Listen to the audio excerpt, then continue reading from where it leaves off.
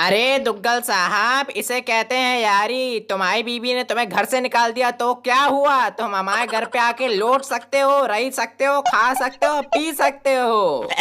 तुम इतना कह रहे हो तो रुक ही जाएंगे, लेकिन हमें एक बात बताओ, तुम्हारी बीवी हमें बर्दाश्त तो कर लेगी ना?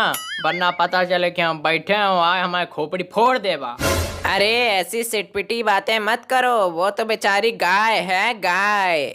गाय है? अरे तभी हम सोचे वो एक हिटो साढ़ तुम्हारे घर के बाहर काहे खड़े रहते हैं। अरे नहीं यार, वो तो आवारा सांड है। मेरा मतलब है कि वो बहुत सीधी सादी है, गाय है, एकदम गाय।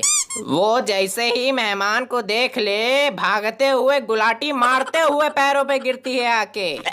लेकिन हमने तो सुना था कि तुम्हारी बीवी बहुत गुस्सैल है, तुम्हारी फुकनी बना के रखती है बा। अरे भाई, ऐसी बिना सर पैर की परकटी बातें मत करो यार। चलो नहीं नहीं, अभी चलो। अगर वो तुम्हारे घर में घुसते ही पैरों पे ना गिरी आके, तो तुम मार जूता मेरी चांद गंजी कर देना।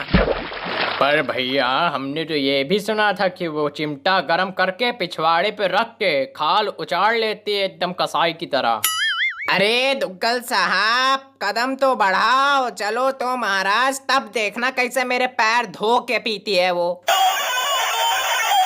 हेलो, हाँ बोलो। इतनी देर से कहाँ मर रहे हैं, कनस्तर की औलाद? कहीं नहीं, अरे रास्ते में हूँ जानू, समझा करो। रास्ते में हूँ, आ रहा हूँ बस। और हाँ, अकेले ही आना, वरना किसी लल्लू पंजू को अपने साथ उठाए चले आओ गोदी में, वरना फिर तुम्हारे लिए चिमटा गरम करके रखा है। ऐसा डिजाइन बनाएंगे ना कि सारी पुश्तें याद रखेंगी। क्या आज तुम्हारा व्रत है? आज पैर नहीं छू पाओगी? अरे क्या बोल रहा है ये, क्या बोल रहा है लल्लू राम? खोपड़ी गर्मी में सटपटा गई है क्या? अच्छा अच्छा अच्छा, आज वो बंगाली बाबा ने मना किया है पैर छूने से। अरे कौन से बाबा जी? कैसे बाबा जी हैं? क्या सच में खोपड़ी पगला गई है क्या गर्मी में? जाके पागल खाने में चेकअप करवा, मैं रख रही हूँ फोन। लगता है फोन कट गया अब। अरे ओ मनूस की बच्ची, ऐसे कैसे पैर नहीं छुएगी हैं? तेरू क्या तेरा बाप भी गुलाटी खा के पैर छुएगा, वरना हम टांग काट देंगे तुम्हारी। तू एक बार घर आ जा बेटा, तेरी ऐसी ऐसी जगह डिजाइन बनाऊंगी ना कि तू क्या तेरा पूरा खानदान याद रखेगा। मतलब आज फोन कटा नहीं था, मुझे आज कोई बचा नहीं सकता। वाह भैया वाह, तुम्हें मान गए आज हम। तुम अपनी लुगाई से ऐसे भी बात कर लेते हो। हमारे अंदर तो साहस नहीं है। अगर हमने कोशिश की तो क्या पता हमारे दो रापट दे और घर से निकाल दे बाहर अलग। ये लो, इनसे मिलो, ये हमारे मामा की लड़की के मौसी के बेटा है। और इस बेचारे का इस दुनिया में कोई भी नहीं है। तो अब ये बेचारा कहाँ जाएगा? चलो इसको यहीं पे रोक लेते हैं। क्यों? हमने क्या इसका ठेका ले रखा है? और कौन है ये सड़क छाप? कहाँ से उठा के लेके आए हो इसे? ऐसा लग रहा है गंदे नाले से सीधा चला आ रहा है यहाँ पे। इसको वापस छोड़ के आओ जहाँ से उठा के लाए हो, वरना इसे अगर घर में घुसे ना तो चिमटा अंदर रखा है। अरे सुनो तो, मैं नहीं लाया हूँ इसको, बल्कि हमारी तकदीर इसे घसीट के लाई है हमारे पास। किस्मत वाले हैं हम। ये हमें हमारे घर में ना दिख जाए, वरना तुम्हें और इस कन खजीरों को उठा के वॉशिंग मशीन में डाल के धुल के और सुखा के भिखारियों में बंटवा दूंगी। दुग्गल यार, तू यहीं रोक, कहीं भगे ना चले जाना, यहीं रुकना, अभी हम आते हैं। ये बीबी है कि तूफानी मेल, ये इसको झेल कैसे रहा है आखिर है? ससुरा डींगे तो बहुत लंबी लंबी हाँक नहीं था कि पैर दबाती है, पैर धोकर पीती है। इसको देख के तो ऐसा लगता है कि पैर छूने आती होगी और उठा धोबी पछाड़ देती होगी। ठंडे दिमाग से सोचो, इसका यहाँ इस दुनिया पे कोई नहीं, तभी मैं इसको यहाँ लेके आया हूँ। तुम खुद को भगवान समझते हो या फिर इस जैसे छुछुंदरों का मसीहा? मैंने तो सुना था जिनका कोई नहीं होता उनका भगवान होता है। तुम कहीं इसी भ्रम में तो नहीं बैठे हो? अरे मेरी बात सुनो तो सही, पनवटी औरत। अरे मेरा मतलब था पवित्र औरत, पवित्र। अरे ये कोई ऐसा वैसा लल्लू पंजू गंदे लाले से उठाया हुआ आदमी नहीं है। तो ये क्या कोई अवतार वगैरह है क्या? अरे नहीं, बस इसको ब्लड कैंसर है। ब्लड कैंसर है? मतलब हमने यहाँ पे अस्पताल खोल रखा है? नहीं नहीं, हम तुम्हें नर्स देखते हैं, सारे लूले लंगड़े मरे कटे आदमी सब यहीं डाल दो। लेके जा इसको यहाँ से भी, लेके जा। अरे मेरी बात तो सुन आफत। आफत है? लगता है पिछली बार का टैटू मिट गया है पिछवाड़े से।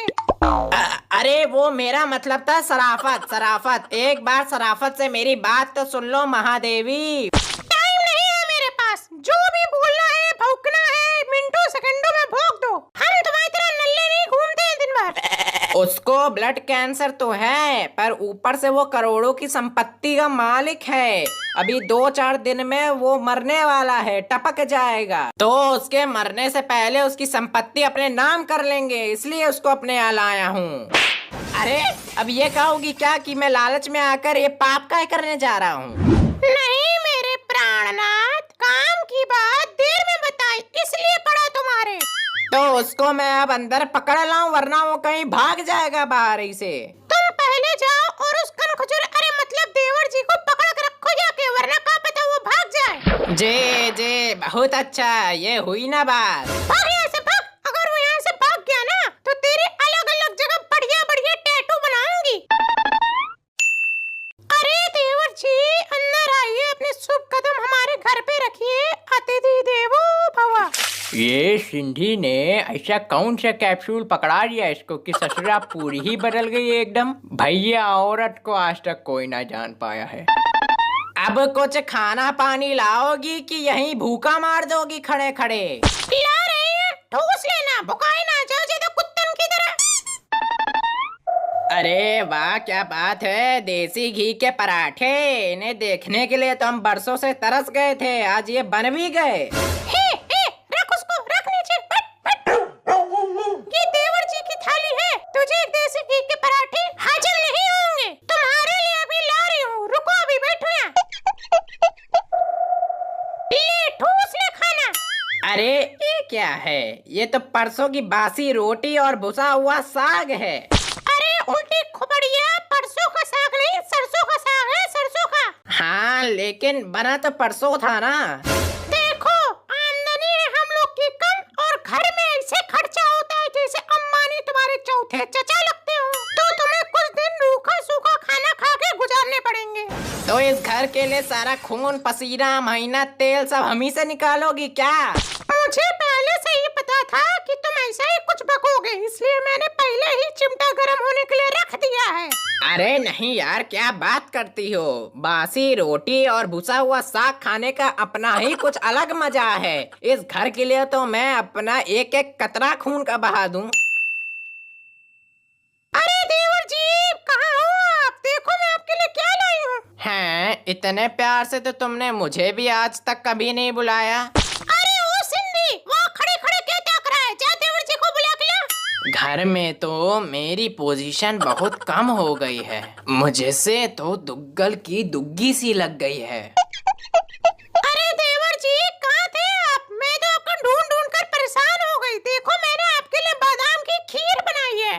अरे वाह भाभी जी वाह, मजा आ गया। क्या खीर है, इसकी तो हमने सपने में भी कल्पना नहीं करी थी। जरा अपने पति को भी थोड़ी दे दो, मुंह ताक रहा है बैठे बैठे। देखो कैसे लाल टपका रहा है, देख। अरे मुझे भी कुछ दो खाने के लिए, मेरी जीभ भी लपलपा के बाहर गिरी आ रही है। ये लो खा लो, ठूस लो, अफर लो एक बार में। अरे ये क्या, यहाँ तो चावल पे चीनी पड़ी हुई है, खीर कहाँ गई? अरे हमारा बजट डाउन है, और खीर में भी तो चीनी और चावल होते हैं, उसी को खाकर खीर की फीलिंग ले लो। सिंधी यार, तुम इतना काम अकेले कैसे कर लेते हो? कैसे इतना सब कुछ सहन कर लेते हो तुम? ये लो, ये भी धुल देना। अरे यार सिंधी, मुझसे तुम्हारी हालत देखी नहीं जा रही है। अरे बहुत बुरा फंस गया रे। मैंने अपने पैरों पर खींच की कुल्हाड़ी मार ली है। ना मैं उस लालची औरत को प्रॉपर्टी का लालच देता, ना मेरी कुछ ऐसी दशा होती। ये लो, ये भी तुमसे बढ़िया साफ कर देना। ए सिंधी, इधर दे कपड़े, इधर दे, मैं धोता हूँ तेरे लिए, दे। रहने दे यार, सह लेंगे थोड़ा सा, मुझे ये सब वैसे भी करने की आदत है। लाओ लाओ हमको दो, आज हम ही सारे कपड़े धुल डालिए, आज सारा दोस्ती का फर्ज यहीं उतार दिया। रहने दे ना, पिटवाएगा क्या मुझको? अरे यार दिखाओ तुम, मुझे दो।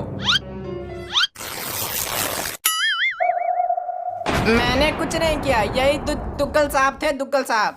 यही कपड़े को ऐसे खींच रहे थे जैसे रबड़ बैंड हो। गलती चाहे किसी की भी हो, सूते तुम ही जाओगे, चिमटा तुम्हारे ही चिपकेगा। अरे अरे क्यों भाई, क्यों? ऐसा थोड़ी ना होता है। जब देवर जी को कपड़े धुलने नहीं आते तो तुम बता नहीं सकते थे?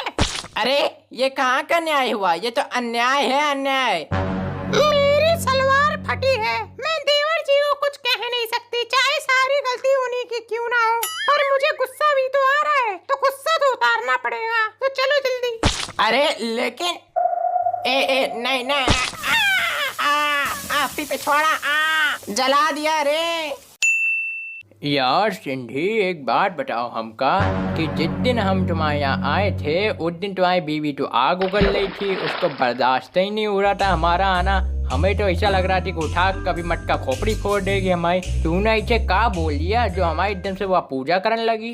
अरे छोड़ भी उन सब बातों को, पुरानी बातें हैं, मिट्टी डालो। आई का हो गया? काय देख रहे हो गधे की तरह है?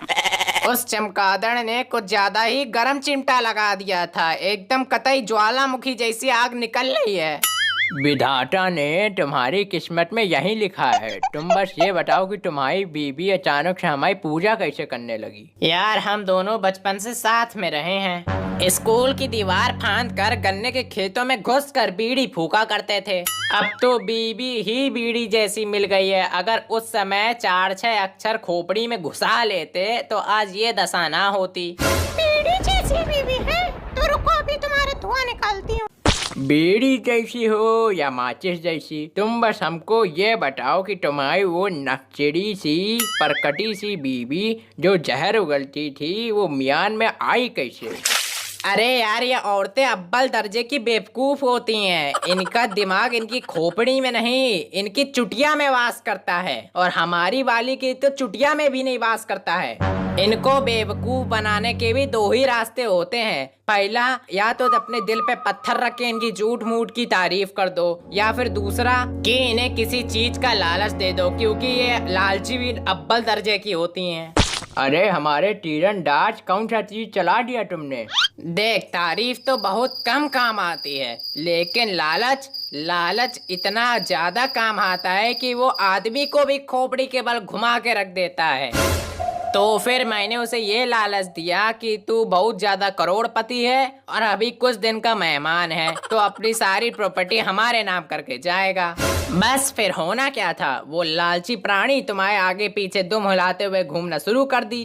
अरे ये बात, शाबाश बेटे, बहुत आगे जाएगा तू। वाह वाह, क्या दिमाग लगाया है। अपने इस लीचड़ खटिया कन खजूरे जैसे शकल वाले दोस्त को घर में घुसेड़ने के लिए क्या आइंस्टाइन जैसा दिमाग लगाया गया है? अरे नहीं जानू, अरे वो बात ये है कि चुप सिंधी चुप, तू जिंदा है कि अंधा है? किसी को भी उठा के भर लेते हैं घर में।